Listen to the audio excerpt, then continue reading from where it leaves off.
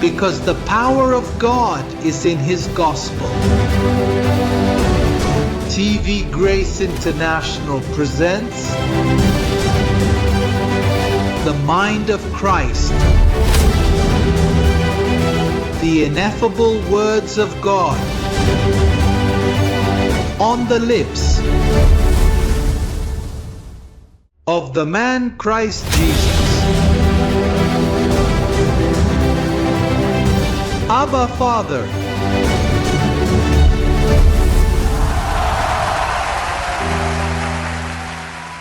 Tumezungumza kuhusu imani ya mafundisho. Imani ya mafundisho ni nini? Ni unachoamini, na tulizungumza kuhusu imani ya vitendo. Imani ya vitendo ni nini? Wakati unachokiamini kinapotoka kinywani. Unapokiri, najitangaza nimefanikiwa. Hiyo ndiyo imani ya vitendo. Najitangaza nimefanikiwa, najitangaza nina afya, najitangaza ninatawala katika maisha, najitangaza kuwa zaidi ya mshindi, nimekamilika, najitangaza kuwa tajiri. Sasa hiyo ndiyo imani ya vitendo, sivyo? Sasa ipo imani iliyokita katika akili yako. Paulo alisema kwamba tulikuwa tumefungwa na kufungiwa kwa ajili ya imani ile iliyokuwa ikija kufunuliwa. Kwa maneno mengine, Mungu amekuwa akishughulika kwa maelfu ya miaka, na baada ya miaka 1400 anajifanya mwili katika Yesu wa Nazareti. Anakufa, anafufuka na kuleta ile imani ya mafundisho. Yaani imani ilikuwa bado haijafika. Katika Agano la Kale, Musa na fimbo aliitupa, alipiga maji na bahari ya Shamu ikafunguka. Imani ya vitendo, sivyo? Kwa imani walishinda falme, kwa imani walichukua simba na hata simba waliwaharibu. Kwa imani, imani ya vitendo. Lakini imani hiyo ya vitendo ilikuwepo siku zote katika Agano la Kale na leo ipo kote Miami. Kama utatembelea makanisa hayo, utaona watu wakiruka utukufu kwa Mungu na wanafanya miujiza. Hiyo ni imani ya vitendo. Sasa shaka ya wokovu inapowajia na wanapofikiri shetani anawatafuta, hapo kila kitu kinapotea, kwa sababu hawana imani ya mafundisho inayoiwezesha akili yako. Kwa sababu mafundisho yanashika akili yako kwa maarifa. Imani ya vitendo imekuwepo tangu mwanadamu awepo duniani. Kuanzia mradi, imani hiyo ilikuwepo. Sasa imani ya mafundisho ilianza Yesu Kristo alipofufuka. Na hiyo ndiyo Paulo alipoenda paradiso, alifundishwa maarifa ambayo ni ya kweli. Imani ya mafundisho, imani ya usadikisho, kile ambacho wewe unajifunza. Na basi katika asubuhi ya leo nilitaka kuzungumza kidogo kuhusu mada ya imani. Na tutatafuta katika Waefeso sura ya 6.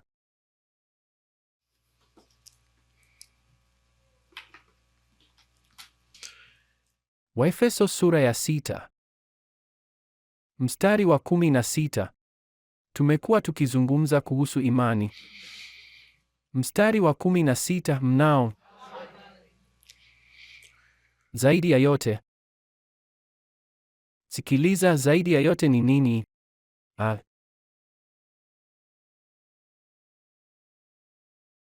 Oh Baba. Zaidi ya yote. Sema hii, zaidi ya yote. Twale ngao ya nini? Ambayo mwaweza kuzima baadhi mishale yote ya moto ya mwovu. Sikiliza, tumekuwa tukizungumza kuhusu imani. Unajua kwamba katika Agano la Kale haikuwepo imani ya mafundisho. Ilikuwepo imani ipi?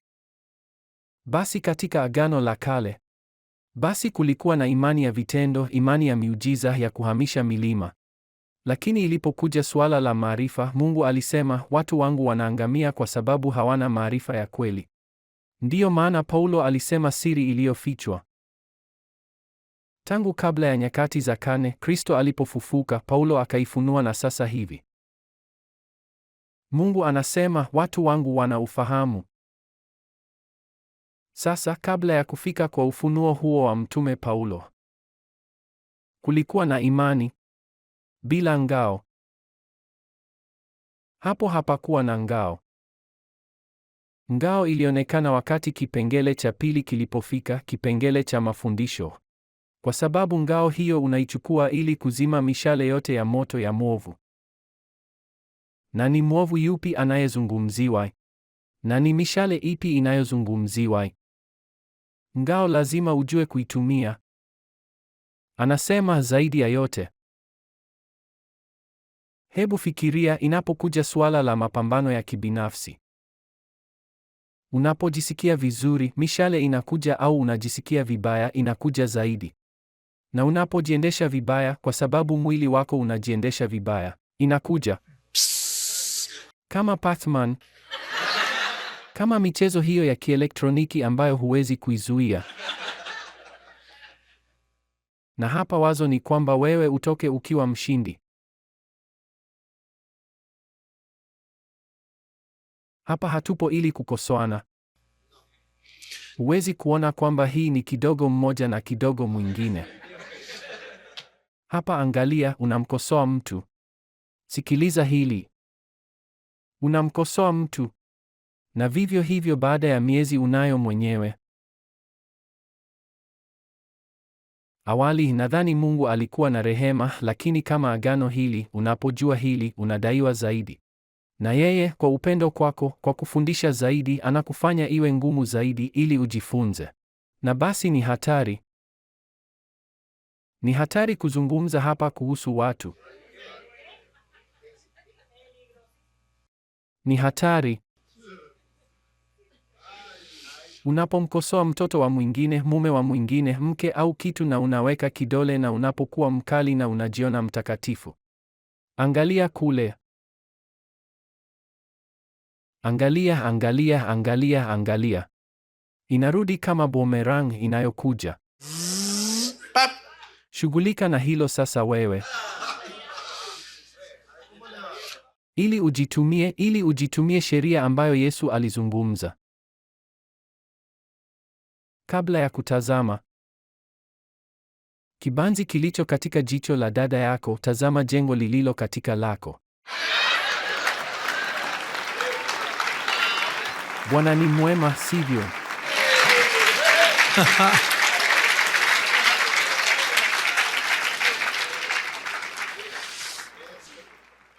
Leo huduma hii ni kwa sababu Musa alisema, angalia, hamkuwa mmeukaribia mshale unaoua. Tatizo hapa ni kwamba mnakaa hai. Kule walikufa, hapa mnakaa hai na inatesa zaidi. Oh Baba, hili ni agano la kutisha. Ninakupendekeza, ikiwa uko hapa kama mgeni, ondoka, usirudi. Usirudi kabla hujajua, kwa sababu ni bora usingenijua. Lakini ukijua. Kwa hivyo una muda, ukifika kwa ziara 2 au 3, una muda wa kutokurudi. Sasa utapoteza kitu. Utakaa na udadisi mwingi. Lakini hii ni nzuri kwa sababu hapa angalia, Mungu anatupenda sote kwa njia ile ile. Mungu hana upendeleo. Mungu haangalii makosa yako. Makosa yako ya mara kwa mara. Yote anayavumilia. Ndiyo maana alisema, hata mvi nawavumilia. Mimi nilifanya. Yeye aliyekupa sumu hiyo pia alikupa dawa. Ni neema. Lakini ikiwa hujui kutumia dawa, kwa sababu unapoichukua unajimwagia, au ni chungu, bado Mungu anasema, ninavumilia. Upendo wa Mungu ni mkubwa. Mimi nimesema kila wakati, siwezi kumpenda mtu zaidi ya Bwana. Siwezi. Si kwamba mtu anajeruhi ili kumpenda Bwana, lakini inapokuja swala hilo, hapo huwezi kujadiliana. Mke, mchumba, chochote kile, babu, bibi, hapa Bwana ni wa kwanza. Na unapomweka wa kwanza, ni ajabu sana. Katika kila kitu unaenda vizuri.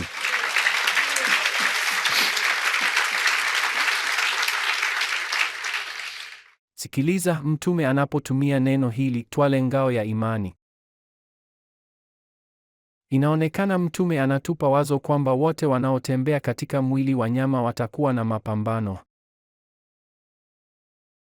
Hasa unapofikia maarifa haya yanayokufanya uelewe upungufu wote ulio nao mwilini mwako.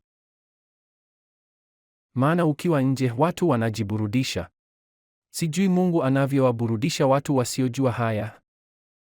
Lakini wanaenda na kurudi na kujishughulisha na vitu na maisha yao yanapita tofauti na yako. Lakini unapofikia maarifa ya neno hili, ni kana kwamba unaishi kila dakika ya maisha yako. Kama vile unavyofuatilia kila siku na kuchukua hesabu katika gala za maisha yako. Unaona kila kitu kama mwanamke anavyoenda jikoni kuangalia kama kuna hiki au kile kwa ajili ya supu au wali. Kila kitu kina utaratibu. Wakati idara zote zimepangwa vizuri. Na Mungu anapenda hivyo, kwamba sisi tuwe hivyo, kwamba tujichunguze. Si ili tujihukumu vibaya, bali ili kupanga. Ili kupanga kabati usije ukanunua vitu visivyo vya lazima. Mifuko 5 ya mchele, wakati unaweza kuwa na mmoja au miwili. Baadaye mchele unaweza kuharibika. Lakini akikuambia zaidi ya yote, twaeni ngao ya imani, ni kwa sababu hapo kuna siri kubwa. Kwa sababu namba 1, kuna watu wengi katika mfumo bila ngao hiyo. Je, unajua maana ya kuwa katika uwanja wa vita bila ngao? Mishale haitoi onyo. Kwa sababu ukiona bomu hupiti hapo. Ukiona shimo hupiti hapo. Ukiona nyaya zenye miiba hupiti hapo. Lakini mishale inakuja. Haitoi onyo. Kutotoa onyo inamaanisha kuwa leo uko hapa, angalia, ukitawala kwa tabasamu. Na ghafla, hei, siku mbaya inafika. Mistari inasema ili uweze kusimama imara siku mbaya ikija. Kwa sababu sote tunapata siku mbaya. Kama wewe ni mwana wa Mungu, Mungu lazima akuruhusu siku mbaya ili kupima kilichomo. Hata kuacha hivi ambapo kila kitu ni njia ya maua. Sote tunajaribiwa. Sote tutajaribiwa. Na sehemu ya jaribu ni wewe kujua kumpenda yule aliyepo wakati huo. Si kwa ajili ya kumshambulia kama samaki wa dhahabu. Je, unajua hadithi ya samaki wa dhahabu? Samaki ambao ni wa rangi ya dhahabu, ambao wako pamoja kwenye tangi na wanaogelea pamoja wakati wote. Ni jambo la ajabu kuona jinsi samaki wadogo wanavyoenda na kurudi. Lakini mmoja wao akipata jeraha dogo. Kwa sababu ngozi ya mmoja ikiharibika, mara moja wote wanajikusanya na kumla.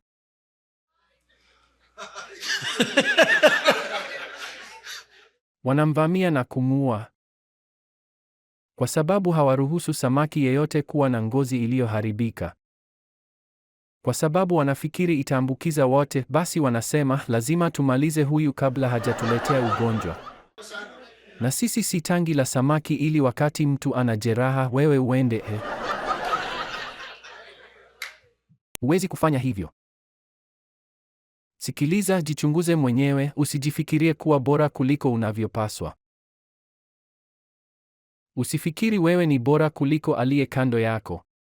Hapa hakuna aliye bora. Anayefikiri amesimama imara, angalie asije akaanguka.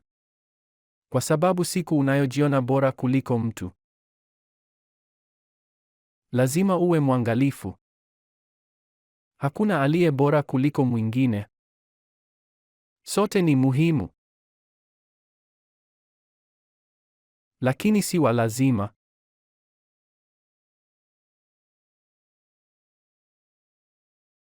Mungu hutoa kutoka kwenye jiwe, kutoka kwa punda hutoa na kuhubiri. Kama hawezi kusema kupitia wewe, atatafuta punda au kasuku anayeweza kuongea. Lakini lazima uwe umejiandaa vizuri na ngao ya imani, na ngao ya imani inatoka katika imani ya mafundisho. ile waliomfunulia Mtume Paulo. Imani ya mitume haikupi ngao. Kwa sababu hiyo ilikuwa ikifanya miujiza. Petro alitembea juu ya maji na baadaye akazama.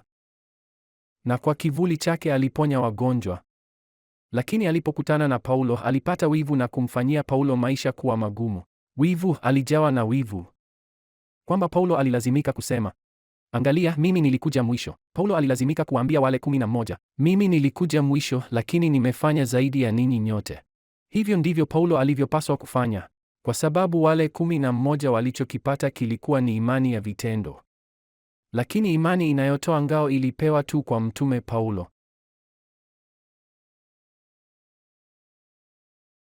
Dini haikupi ngao. Dini inachokupa ni desturi na amri. Usifanye hivi, usivae hivi, usivue hivi. Angalia, usile nyama siku fulani. Fanya hivi. Ishara, lakini angalia ngao gani? Angalia. Kuhesabu vitu vidogo, hapo hakuna ngao. Hapo hakuna ngao. Ngao ipo wakati kinatokea kile kinachosemwa na Waibrania 5:11. Waibrania 5:11. Unapokuwa na ngao, wanaweza kukupiga kila aina ya mawe ambayo yanadunda. Angalia, yule mwanamke waliyemkamata kwa uzinzi hakuwa na ngao. Ngao yake iliitwa Yesu wa Nazareti, ambaye aliwaambia vizuri, mnaweza kumpiga mawe, lakini ni yule asiye na dhambi. Hapo ngao ikaja. Ila leo Yesu hayupo. Leo neno lake liko nasi, nalo ndilo ngao yetu. Mtu akitaka kukupiga kwa jiwe au mshale, wewe unayo, tazama. Hapo una ngao yako. Niko kamili ndani yake. Niko imara. Hakuna anayenigusa. Unajua kujilinda. Waibrania 5:11, tazama inachosema kuhusu jambo hili. Tuna mengi ya kusema na ni vigumu kueleza. Sikiliza, ni vigumu kueleza neema kwa asiyeijua. Wanakuelewa vibaya. Hapana, mchungaji wangu pia anazungumza hilo. Hapana, lakini angalia, ni kwamba unajaribu kueleza na ni shida. Ni vigumu. Kwa maana mmekuwa wavivu wa kusikia. Imani ya mafundisho hufanya kazi kwa kusikia, kwa akili. Imani ya vitendo haitumii akili. Kimbia kwa maisha yako. Jitangaze mzima. Hiyo ndiyo kukimbia kwa ajili ya maisha yako, lakini kusikia, kwamba usikie, uelewe. Ufikiri na wazo hilo likuletee mabadiliko. Tukishika akili yako, tunakubadilisha. Tukishika akili yako kwa maarifa. Basi kama ukitumia dawa za kulevya, hazikutawali. Kama ulikuwa na tabia yoyote, wewe unatawala tabia.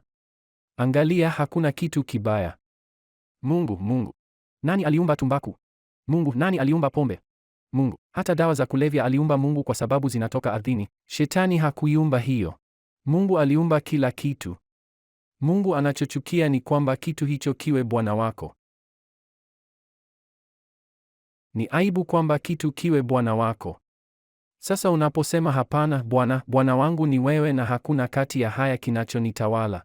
Unapotawala kila kitu, ndiyo maana Paulo alisema, angalia, kwa asili hakuna kitu kilicho najisi. Hakuna kitu kichafu. Hakuna kitu fisadi. Lakini kinapokutawala, basi hicho ni fisadi. Kinapokudhalilisha na kukufanya uonyeshe maisha yako kama maisha ya taabu, basi ni fisadi. Ukitaka uhuru, una bei. Una bei, na ni kwamba lazima uwe bwana wa vitu hivyo vyote. Ndiyo, wazo ni mumeo afikie nidhamu, mkeo afikie hilo, kuwe na utaratibu wa ukuaji. Lakini si marufuku. Na hofu, kwa sababu hivyo huwezi kuishi. Ufurahii. Waebrania 5 mstari wa 12. Kwa maana mlipaswa kuwa walimu sasa. Baada ya muda mrefu sana, mnahitaji kufundishwa tena. Yapi ni mafundisho ya kwanza ya maneno ya Mungu? Nanyi mmekuwa watu wanaohitaji maziwa. Fikiria kijana wa miaka 22 akinywa maziwa kwenye chupa. Kuna makanisa 1500 huko nje yaliyofika leo na chupa 500 kwa kila kanisa. Kunywa maziwa imesemwa na kukataza na kuzungumzia shetani. Sikiliza jinsi wanavyopenda kuzungumzia shetani, kama mama yangu alivyokuwa akifanya. Angalia, jitu litakula kama utafanya vibaya, litakula. Na mara moja niliogopa. Kila kitu kilikuwa kuhusu hilo.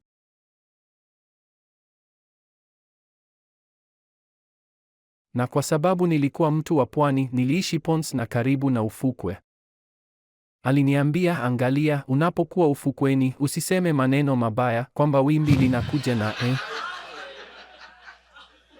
Na basi kila wakati nilipoenda ufukweni nilikuwa mtakatifu namba 1, sikusema maneno mabaya. Lakini sikiliza hili, mtu anaamka, niliona kwamba marafiki zangu wengine walisema maneno yote mabaya yaliyokuwepo. Na nilisema, sikiliza, na kwa nini wimbi haliwafikii wao? Ni mimi. Basi siku nilipoona uhuru, basi nilianza kusema maneno mabaya. Nilitafuta msamiati wote. Na wimbi halikufika, nilibaki nikisubiri wimbi. Hiyo ndiyo hatari ya kuwadanganya watoto wako na kuwadanganya watu na kuwatia hofu. Usitembee na hofu. Tupa hofu nje, uwe huru. Kwamba uliitwa kwenye uhuru.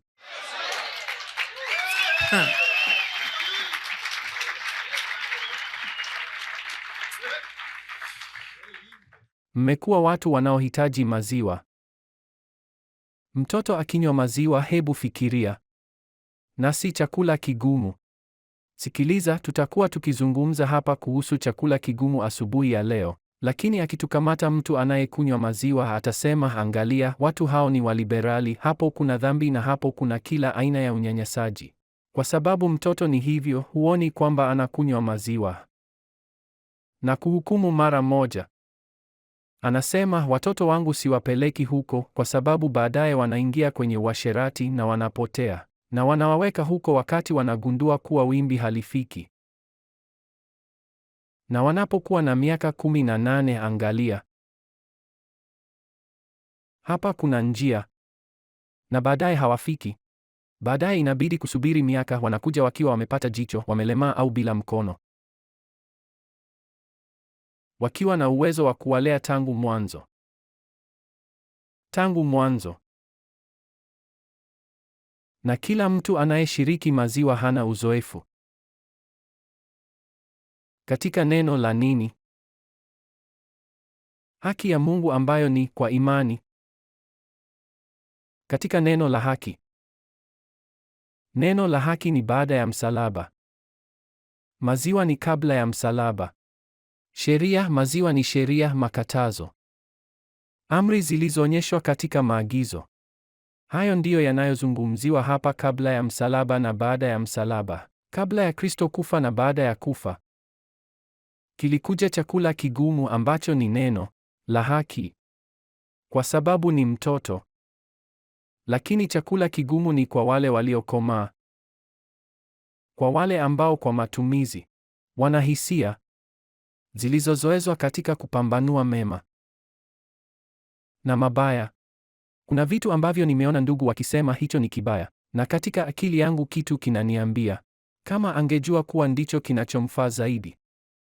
Lakini kwa sababu ya dhamiri yake dhaifu, anaona kila kitu ni kibaya. Hicho ndicho anachohitaji ili akomae, ili atoke utotoni. ili atoke kwenye ujinga, ili aweze kusimama imara katika maamuzi yake. Lakini yule aliye mtoto anaita kila kitu kibaya. Basi anapofika kanisani ambapo watu wanakaa kwa njia hii, nusu wanaume na nusu nyingine wanawake, huo ni uliokithiri. Hiyo tayari ni saikolojia karibu. Kuna makanisa kama hayo. Basi ni lazima kuwa na utambuzi kati ya mema na mabaya, kati ya Agano la Kale na Agano Jipya, kati ya kabla ya msalaba na baada ya msalaba. Si kweli? Unakubali hilo?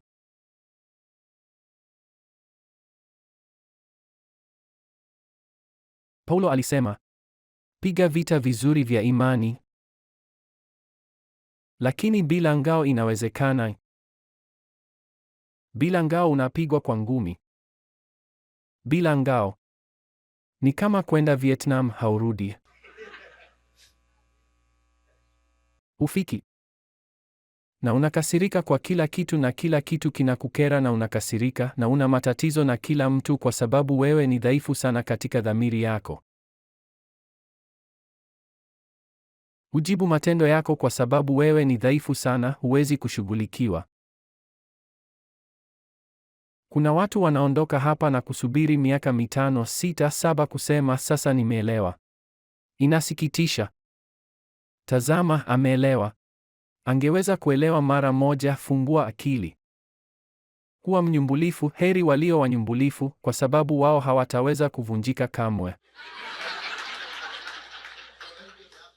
Methali hiyo ni yangu.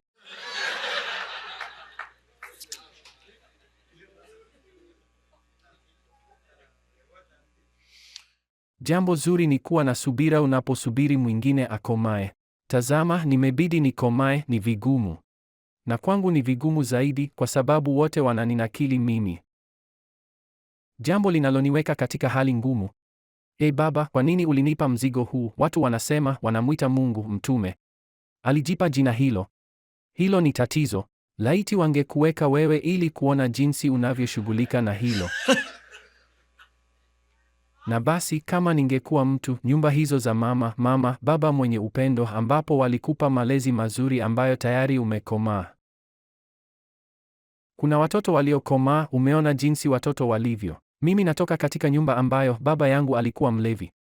Majirani zangu walikuwa wanauza dawa za kulevya. Na sasa kunichagua mimi kama mtume kwa mataifa. Tazama, hilo halina maana. Sikiliza, watafute kijana mzuri huko, mtu angesema sivyo. Lakini kwa kuwa Mungu anaita vitu havipo kama vipo na vitu duni Mungu anachagua, basi inaonekana alisema, tazama, huyu hapa ndiye nitakayemchagua, yule aliyejaa udhaifu ili kutoka kwake nitoe. Sikiliza, nimechelewa sana kukomaa. Lakini kuna wengine ambao namshukuru Mungu, wakinitazama mimi wanakomaa haraka zaidi ya mimi. Laiti ungekuwa msaada kwa mtu. Tazama, lazima uwe mkweli, kwa sababu ukisema wewe ni mkamilifu, nani atakuiga? Mimi nimekosea, mimi. Sikiliza, wakati mwingine unasema, kama ningerudi, kama wangenipa miaka 20 ya kama wangenipa Sikiliza, kama wangenipa uwezekano, fursa, nafasi ndogo ya kurudi miaka 20 nyuma na kuanza upya. Hapa haiwezekani. Hiyo ni baada ya kununua gari jipya na kulitumia miezi 6 na kusema wangeniruhusu kulirudisha. Halina thamani ile ile. Kwa hivyo limau uliopewa basi igawanye katikati, ikamue na utengeneze maji ya limau matamu. Kwa sababu Mungu anaweza kutumia maisha yako. Sema, Mungu anatumia maisha yangu sasa. Sikiliza, natumai Mungu atakutumia kwa mtu. Unajua jinsi inavyohisi vizuri mtu anaposema, mimi alinileta kwenye neema. Alikuwa na subira nami. Sikiliza, hilo ni jambo kubwa. Umezungumza na nani? Usemi. Wewe ni bubu. Tazama, mabubu wana ishara pia na wanaweza kusema kitu. Lakini ishirikishe kwa mtu, au kwa kuwa huwezi kujieleza, mwalike mtu.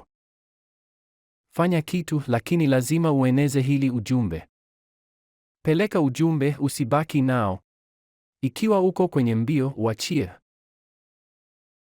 Lazima uzungumze kuhusu neema hii, hata kama ni kwa kuzungumzia makosa yako. Tazama, uko imara. Pamoja na makosa yote niliyofanya, niko imara. Hilo ni ushuhuda tayari. Kwamba unasubiri kuwa mwema ili kutoa ushuhuda? Hapana. Kuanzia na matatizo yanayokupata wewe. Unaweza kumvutia mtu na kumwambia, tazama, nimekuwa mbaya zaidi wa neema, nasema, lakini bado wanaendelea kunipenda. Bado nimeokoka. Bado Bwana ananiangalia. Huo ni ushuhuda kwamba Mungu bado anaendelea kushughulika nawe. Jipende kidogo, kwa sababu kama hujipendi wewe, utampenda nani?